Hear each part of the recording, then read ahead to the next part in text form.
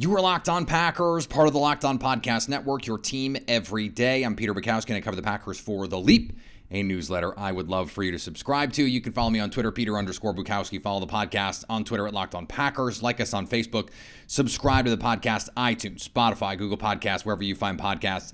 You will find Locked On Packers, the number one Packers podcast on the internet, and the show for fans who know what happened. They want to know why and how. We have a loaded show from Radio Row in LA for you. Thanks to everyone who makes Locked On Packers their first listen of the day. And today's episode is brought to you by Get Upside. Use the promo code TOUCHDOWN to get 25 cents per gallon off on your first fill up. We've got Mike Renner from Pro Football Focus on the show talking Packers offseason. We've got Ben Solak from The Ringer, formerly of the Locked On Podcast Network, on talking Super Bowl, talking some NFL draft.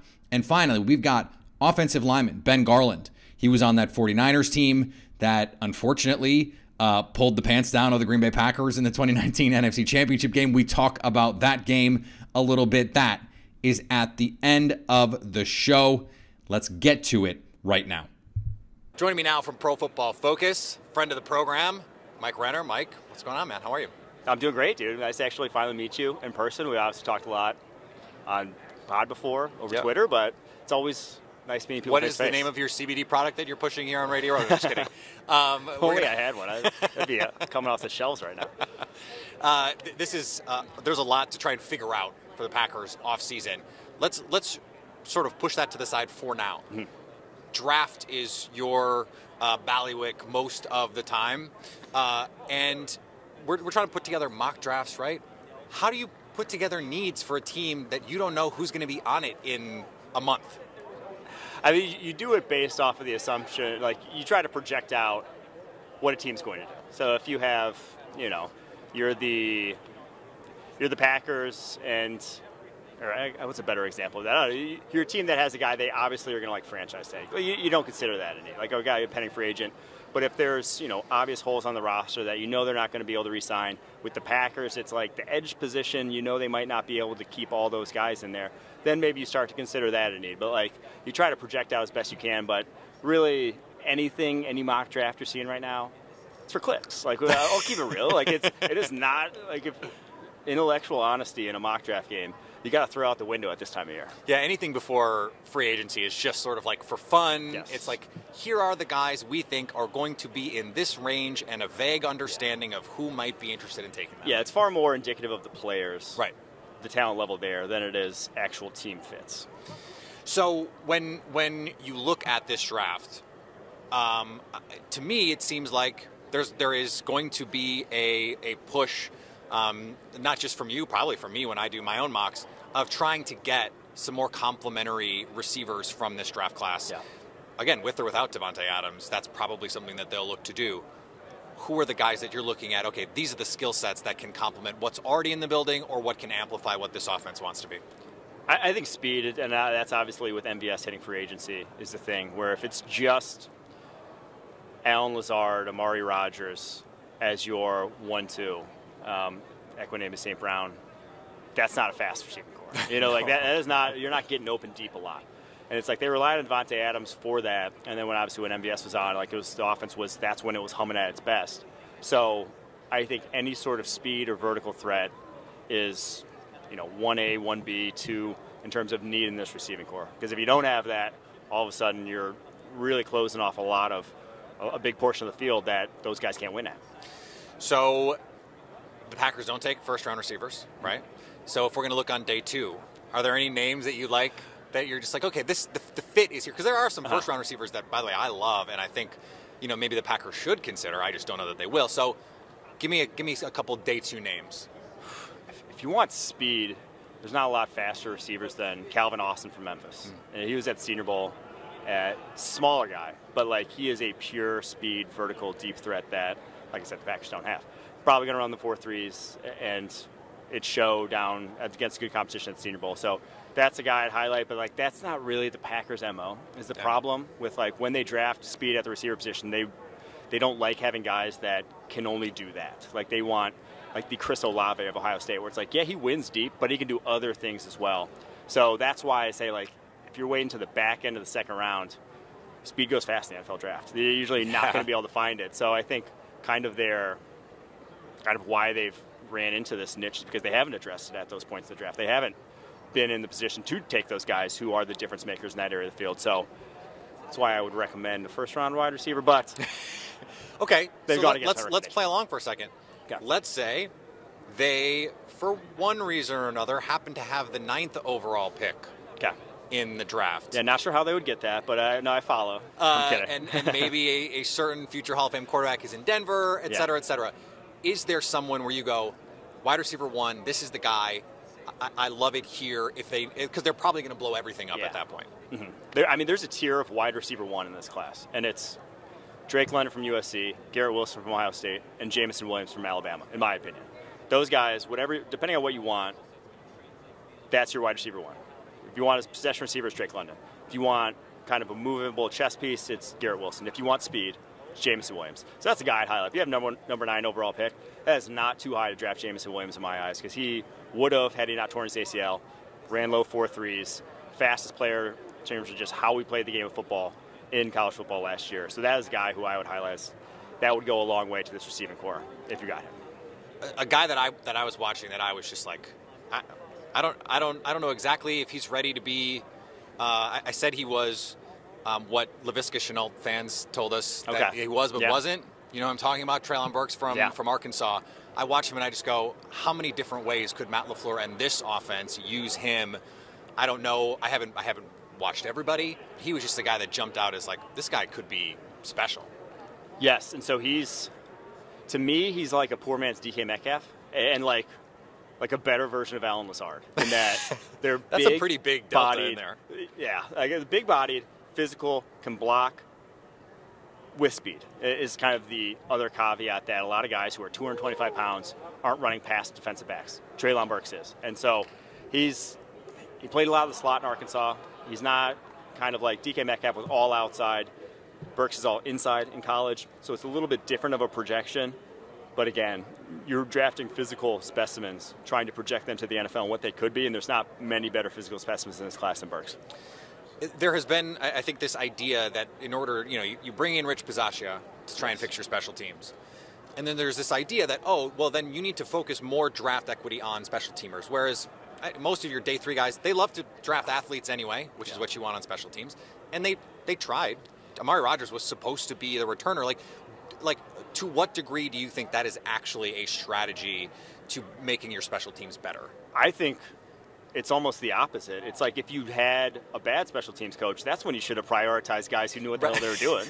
That's when you get the guys who you don't need much coaching. So I think Rich Bisaccia, you draft guys who you think can make an impact on a football field. And if those guys can make an impact on a football field, I trust Rich Bisaccia to get the most out of them on special teams. So I don't think after day 3, I'm not prioritizing special teams on the Green Bay Packers. I'm just prioritizing guys who can see the field for me. It does seem weird because they have always, especially on day 3, they're just taking relative athlete score, spark score, all stars, and it hasn't translated. It's just a weird thing. You'd think that that's the perfect way to build the special teams, and it just hasn't translated. Last thing, you used to be a long hair guy. Mm-hmm. Aaron Rodgers became a long hair guy. What? Help him out, because it's looking like a little unkempt at times. Like, what's the tip? See, that was the problem, that Rodgers mistimed it, because there's always a spot in there where it looks like hell. There's probably about 4 to 5 months where it's just bad, and he timed that immediately at the start of the season. If you think back to when he had that top knot thing, in that picture that was going around, that was one of the worst hair knots I've seen in my life. That was when he had just come back from vacation or whatever, from taking the offseason off. And all of a sudden comes back to that, and then you got 4 or 5 months of him just in the awkward hair stage. You got to power through, wear a lot of hats, a lot of helmets in that stage, and not be in front of the media with your hair down, which he unfortunately was. He did a lot of beanies. That was sort of how he approached it. I have to ask you just speculate recklessly for me. Mm-hmm. How do you think this Rodgers... it's not quite a spectacle yet. I was going to call it that. It was a spectacle last year. Yeah. But the saga, how do you think it plays out here? Oh, man. I think they try to run it back. I think they do everything they can to run it back. But that's going to be difficult with the bigger thing is the Devontae Adams situation to me. Right. Because to clear the cap space, to then tag him, to then convince Rodgers to come back, because obviously you would want to play with Devontae Adams, is going to kind of bring the roster to its knees to a degree. Like, it's just going to be difficult to create all that space to do so. And obviously, at Devontae Adams' age, they're not going to back up a nice chunk of change that other teams will in free agency. So I think that's the biggest thing, is if they can maneuver enough to tag Devontae Adams, Rodgers is back. If they say no, whatever, they're trading Rodgers, letting Devontae walk, and it's over. It's a full blow up. Yeah. I don't really know. I wouldn't call it a full blow up. You trade Rodgers, you're getting a lot in return. So it's like, it's a reset. I don't think they really cut. Like I said, if they're not cutting everyone to re-sign Devontae, they're keeping guys then. Is there a package that you've sort of like worked out? Like, okay, if Denver calls and offers this, like that's a pretty appealing, because they seem like the team. With where they're at, yes, in the top 10, which is a valuable pick. If you're getting 2 first-rounders and one of their wide receivers back, which I think Jerry Jeudy would be like, has been the rumor, whatever. Right. I'm taking that if I'm the Packers. Because this is number 9, Jerry Jeudy, and the 2023 first. Yes, because, and probably you'd add like seconds, thirds, whatever on top of that. But because I'm taking that because next year is it if you're the Packers. If you run it back and do all the cap magic necessary, you're in a 1-year window that then shuts pretty darn hard after that. You're in a 1-year window that you're then screwing off the next 5 years.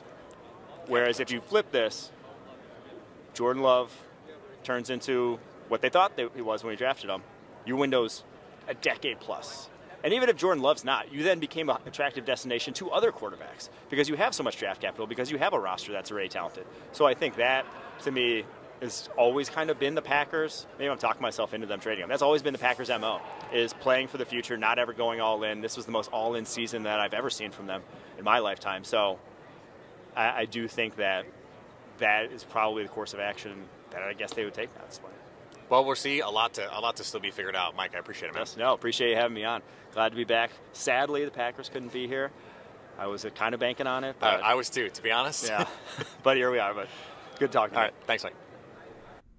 A lot more to get to on today's program. Today's episode brought to you by Bet Online. Bet Online has you covered this season with more props, odds, and lines than ever before. The Super Bowl is the best time to gamble, so why not get on it with Bet Online? Bet Online is the best spot for all your sports, though, not just the Super Bowl. They've got NBA, NHL is trying to get things figured out with COVID, but that you think that's got to be back. Golf, anything you can think of to gamble on, Bet Online has it there for you. Don't wait to take advantage of all the new amazing offers for the 2022 season. Bet Online, where the game starts. I'm here with Ringer NFL extraordinaire, Ben Solak. And Ben, we have a terrific game coming up here on Sunday. Not the matchup I think anyone thought we were going to get, except for the one guy who hit the crazy parlay that made a bunch of money on all of this. Mm-hmm. What is the storyline that you're most excited about? I mean, you have to talk about it and write about it all week, but what's the storyline that you're like, yeah, this is the one for me? I think, the quarterbacks are easy, but it is the best one. And it's the fact that they were both pretty formative to their respective teams and to where they are right now. Sean McVay and Zach Taylor were on the same coaching staff, 2017, 2018 with the Rams, Jared Goff offense, right, under center, play action, like what we know this offense to be. And then Taylor went to Cincinnati. They got Joe Burrow. They pretty quickly realized what they could do with Joe Burrow, what he allowed them to do on offense, and they changed the structure of that McVay offense. They went more spread. They went more shotgun because Burrow could handle it. In Los Angeles, McVay moves on from Jared Goff, trades for Matt Stafford, becomes more spread, becomes more shotgun, more drop-back pass, because they knew that Stafford could handle it. It looks different for both of them. Burrow's more quick game, Stafford's more down the field, but both quarterbacks changed the way the offense worked, and it's kind of interesting to see that co-evolution, right? 2 separate places, 2 new quarterbacks in those places, and then how each offensive designer has adjusted around that. It's pretty cool. It's pretty beautiful, too. You wrote a really cool piece a couple weeks ago about the divergence with Kyle Shanahan's offense and the Sean McVay offense. Yeah. Zach Taylor's offense is a little bit different. Matt LaFleur's offense is a little bit different.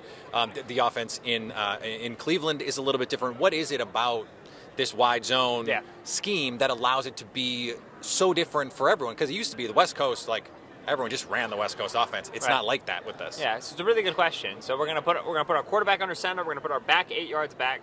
We're going to put out a whole offensive line. we're going to threaten to run wide zone, right? We're going to threaten to run to the boundaries to get outside of you with wide zone. What that's going to force you to do is two things. One, you're going to have to play with a single high safety. Really, really hard to defend that without an extra number in the box, an extra hat for a gap. So usually you're playing with single high safety.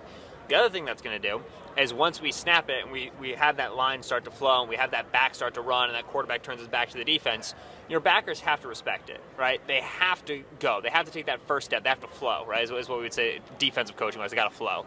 So now I know two things you're going to do on defense, generally speaking.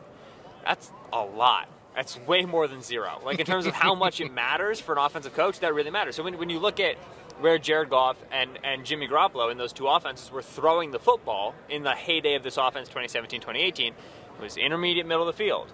It was in front of the single high safety and behind the linebackers who had to move because we knew that guy was going to be up there and these guys were going to be moving, right? And so it created a formula for offense. It created an if-then sort of, logical path for offense.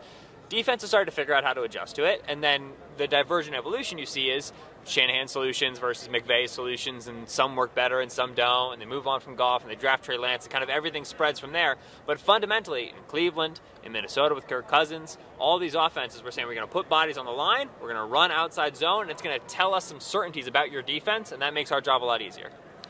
Let's talk about the coaching carousel because we are getting these dominoes every day. I look at a team like the New York Giants and the staff that they put together. It's fun. With that roster, I don't know, but what has stood out to you about the carousel? Well, it was a bad carousel for minority coaching hires again, which really sucks. It especially sucks because it's all very blatant. It's all very obvious, right? You'd like to be able to say like, oh, bad cycle for minority coaches, but there was an earnest effort.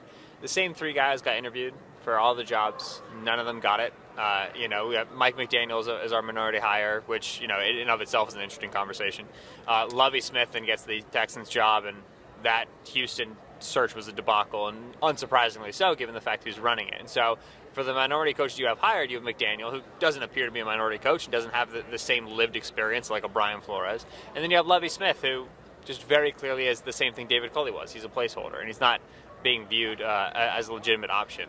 The conversation around the Rooney Rule and the conversation around minority coaching hires continues to be one that's really fun to have in practice. It's fun to talk about on air, like, oh, here are good ideas and whatever. Let's fill the pipeline. Fundamentally, it's not doing anything, right? There are no repercussions, and that's where you get frustration. That's where you get guys like Brian Flores, who is willing to put his coaching career on the line for the sake of any sort of legitimate movement. And that's the only thing that matters in coaching cycles right now. Like I think Doug Peterson was a good hire. I think Brian Dable was a good hire. But there's going to be good hires. There's going to be good offensive minds in the NFL until the cows come home. What matters right now is making sure that more and more of those coaching hires are black coaches, period. This game is always used as a measuring stick for the rest of the league. What can we learn from these Super Bowl teams that we can implement in our own process, whether it's offensive, whether it's team building? Your background is NFL draft. There are 30 teams thinking about this now. Right. What is a lesson that you see from either of these teams to say, okay, this is something that I think is replicable. This is an important thing that we should look at. Is get stars too dumb and easy, right? Have good players. Yeah, right, exactly. The mid-season acquisitions of Odell and Vaughn saved the Rams. The drafting of Jamar Chase saved the Bengals. And the thing is, like, I don't think Chase is going to be like as good next year as he was this year. It'd be ludicrous if he was. He was incredible this year. Vaughn and Odell were not playing as well in their previous spots, and bringing them in was a risk. So you say get stars, and it feels very easy to say at the Super Bowl looking at the two teams that are left and their stars.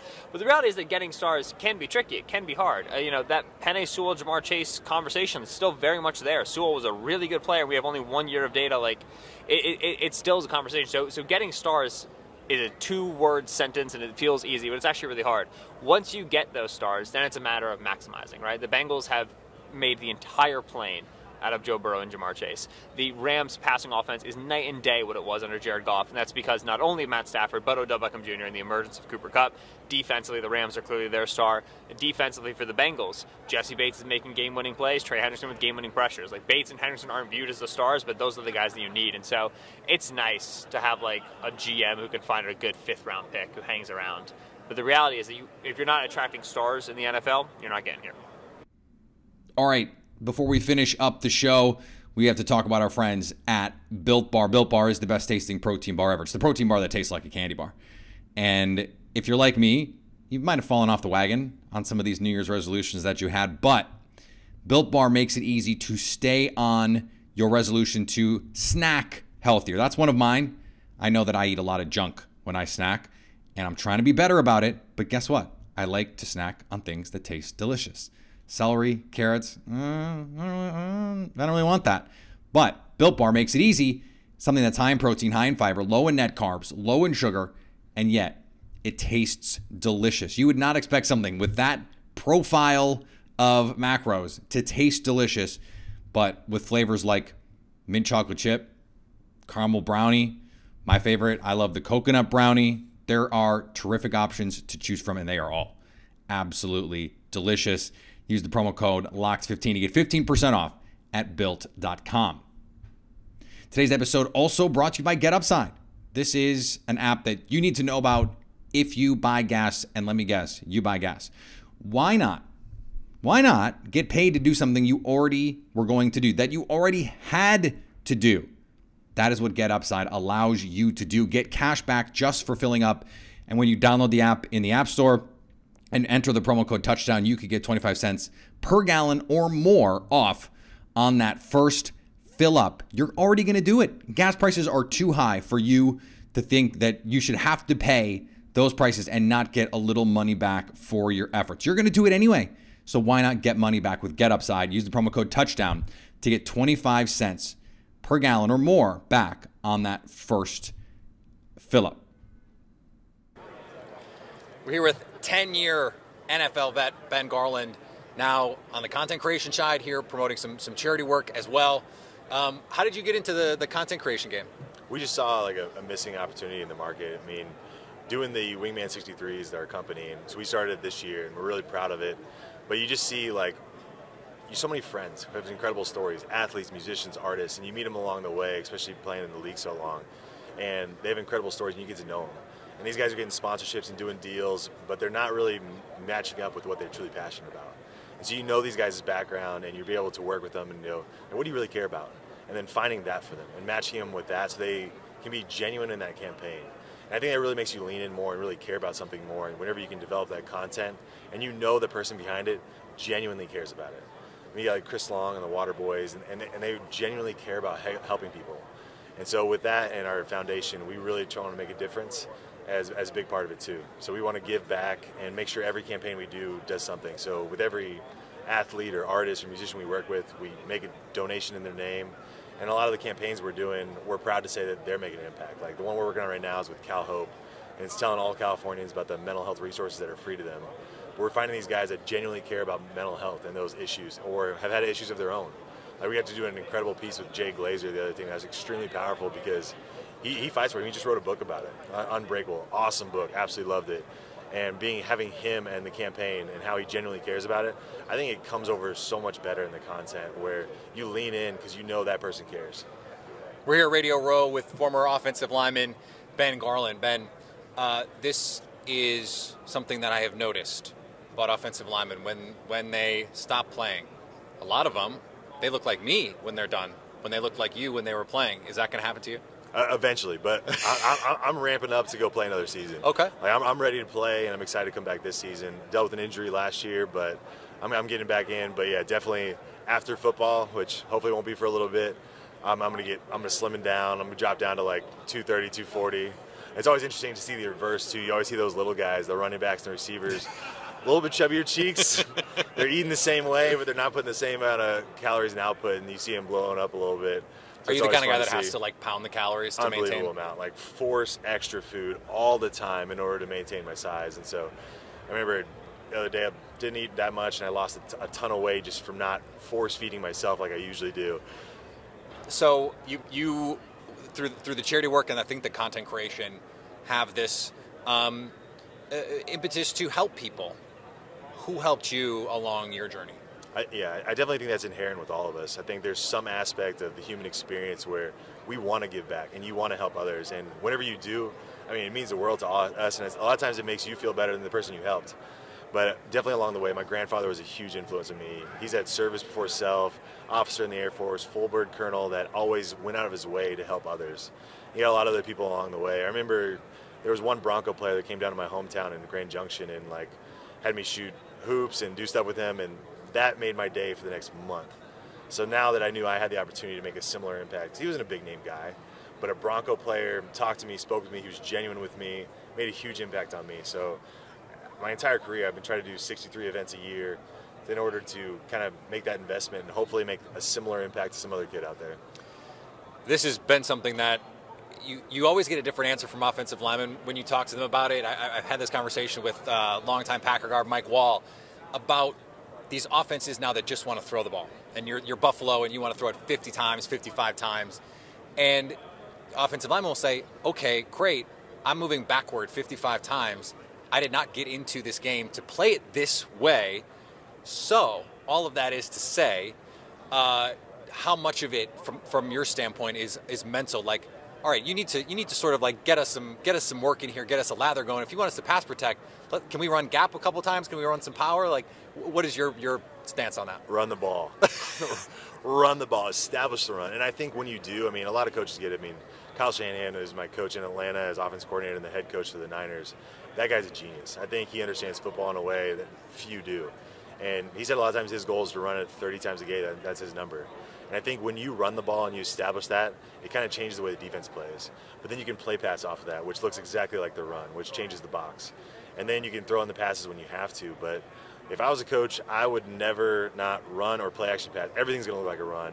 And I think it really sets it up and really opens up defenses, whether they have to force too many in the box to try to stop your run, or they have to just change the way they play, which I love to control the ball. I mean, you're talking run it down their throats, control the line of scrimmage, and I think that changes the games. And when teams do that, it is tough to play them. It is hard to argue as a Packers guy when I watched the 2019 NFC Championship game. One of my favorite games. Yeah, I can imagine it was. I mean, what is it like when you're in there and you're just like, do you get to a point where you're like, we're just these guys they're done.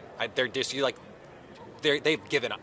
Yeah, and you see them, like, even in that game, you saw them do stuff I'd never seen them do before, trying anything to try to stop us. And that's the best feeling in the world as an offensive lineman, when they're doing everything they can and it doesn't matter. You're still imposing your will and imposing it on them. And especially in a game like that, you're talking the NFC Championship and running the amount of yards they did. I mean, Raheem Mostert alone had an unbelievable game, the amount of yards and touchdowns that guy got. And even a guy like that, it's fun to play with him, because remember when I won the touchdowns, he handed me the ball to spike it, and like in the NFC Championship, your son's in the stands watching your father play, and he's like, hey man, here's the ball, like, you're part of this. And it's cool to be a part of a team like that, and when you are dominating in that aspect of the game.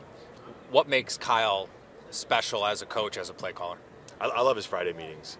And his Friday meetings, he elaborates on why he's calling what he does and how it's going to affect teams. And his accuracy is unbelievable.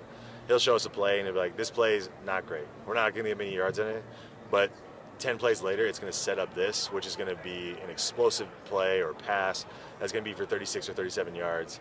And it makes you fight that much harder for the play he knows isn't great, we know isn't great, but what it's setting up later down the line is amazing. We actually have two coaches in this game who run a version of that Shanahan offense. What do you think it is about this offense that right now it seems like it's unstoppable when it's run correctly? I think it's that aspect that we talked about earlier. I mean, you're talking about establishing a run and then everything kind of looking similar. So you run a run play and then a play pass that both look the exact same. It forces the defense to hesitate for a split second, and this is a game of inches and split seconds, especially at this level. And so if you're hesitating, that's a couple extra yards. Those couple extra yards every play add up real quick, and then you control the time, you control the clock, and then you control everything, because they're playing at you versus you having to adapt to what they're doing. All right, thanks to all the people who joined us on the show today. We're going to be back tomorrow. Hopefully we're going to have some Green Bay Packers on the show later this week, and a lot more. Some surprise guests, and someone that I did not even know was a Packer fan, but is also going to be on the show this week. So stay tuned for all of that. Follow me on Twitter, Peter_Bukowski. Follow the podcast on Twitter at Locked On Packers. Like us on Facebook. Subscribe to the podcast, iTunes, Spotify, Google Podcasts, wherever you find podcasts, you will find Locked On Packers. And anytime you want to hit us up on the Locked On Packers fan hotline, you can do that, 920-341-3775 to stay Locked On Packers.